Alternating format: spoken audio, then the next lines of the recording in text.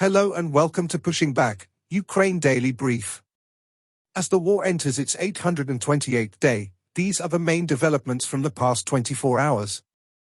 Russia has lost approximately 508,780 troops in Ukraine since the beginning of the war, the General Staff of Ukraine's armed forces reported. The number, which has not been independently verified, includes 1,130 casualties over the past day. According to the released Ukrainian figures, Russia lost 12 tanks, 12 armored combat vehicles, 44 artillery systems, 30 drones, 1 cruise missiles, 101 vehicles and 17 pieces of special equipment. 38940 Russian personnel lost in May 2024. It's the highest monthly number since the beginning of the full-scale invasion. The update from the General Staff of the Armed Forces of Ukraine.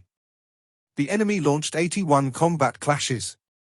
The defense forces hit 2 places of concentration of personnel, 1 area of concentration of military equipment, 2 artillery systems, 4 control points and a base of fuel and lubricants.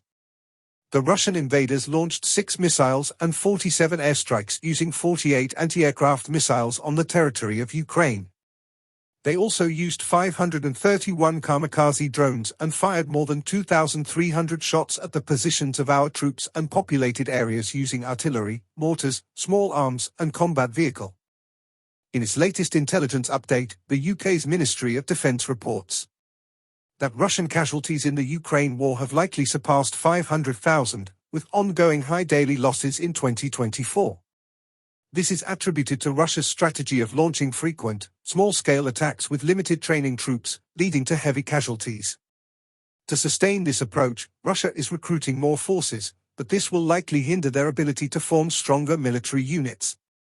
In its latest intelligence update, the Institute for the Study of War, US and German officials confirmed that the United States and Germany have changed their policies to allow Ukraine to use US and German-provided weapons to strike Russian territory with some restrictions, but did not offer precise details about these restrictions. Ukrainian forces conducted a series of drone and missile strikes against a Russian long-range radar system in occupied Crimea and an oil depot in Krasnodar Krai on May 31 following the May 30 Ukrainian strike against the Kerch Strait ferry crossing. Ukraine signed long-term bilateral security agreements with Sweden, Iceland, and Norway on May 31. Russia's continued efforts to rally Collective Security Treaty Organization member countries around an imagined confrontation with the West likely stems from Russian concerns about the Collective Security Treaty Organization longevity as a vector for Russian influence. Although Russian forces made significant tactical gains in northern Kharkiv Oblast in early May 2024, Russian Defense Minister Andrei Belousov heavily overestimated Russian advances in Ukraine since the start of 2024. Ukraine and Russia conducted a 1-for-1 prisoner of war exchange on May 31, the first prisoner of war exchange since February 8. The People's Republic of China announced on May 31 that it will not join the June 2024 Ukraine Peace Summit. Russian State Duma Information Policy Committee Chairperson Alexander Kinstein announced on May 30 that he and Duma Security Committee Chairperson Vasily Piskarov submitted a bill for the Duma's consideration that would eliminate toll fees for Russian military, Rosgvardia, and Federal Security Service vehicles. Russian forces recently advanced near Vovchansk, Avdiivka, and Donetsk City. Volodymyr Zelensky met with the President of Finland and the Prime Ministers of Denmark, Norway, and Iceland. He thanked these countries for their comprehensive assistance since the beginning of the full-scale Russian invasion of Ukraine.